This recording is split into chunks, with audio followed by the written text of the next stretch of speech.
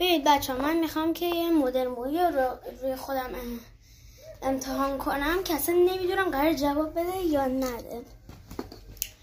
نظریم به کس، مو و از این.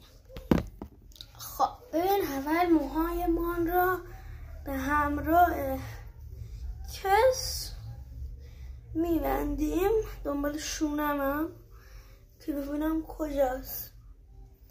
امیدوارم همین نزدیکی ها باشه. خب اوکی، این از این. اوکی، من رفتم این یکی برسمون آوردم به خاطر اینکه اون یکی برسمون که خیلی بهتر بود گم شد. ببین در اصل خیلی راحته. بعد اول فکر کنم یا به شونمون یا به موهاتون یکم آب بزنیم. بعد این چتریامون رو فکر کنم باید ببریم بالا اینجوری.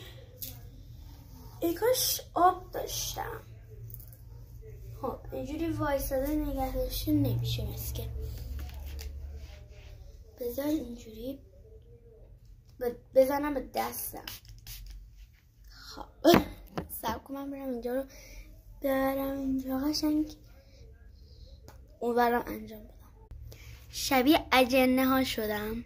اوکی، حالا این بیبی هر همونو میاریم. این بیبی هر نیست، چتریمه.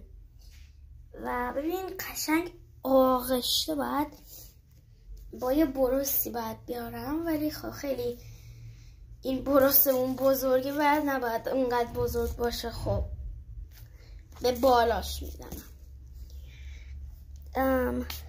یکم 2 تا پیس بزنم قشنگ آغشته برم موهامو به این اسپریه ها و شونه و ژل و آب و همه چی بکنم. حالا اینو هر جوری که دوست دارم حالت میدم. بچه موقعی که اینا رو دادین عقب و چیز شد اینجا گره و گیزویریزی شد، قرار اینو باز کنیم. شینه میکشیم. این هم شد نتیجهش. شما اگه خواستیم یکم اینا رو بیشتر بیارید، اگر تافتی چیزی هم تافت موی چیزی هم داشتید حتما بزنید که اینا سفت و محکم بمونن. اگر میخواید خیلی مدت زیادی بمونن حتما این کار رو کنید. بای بای.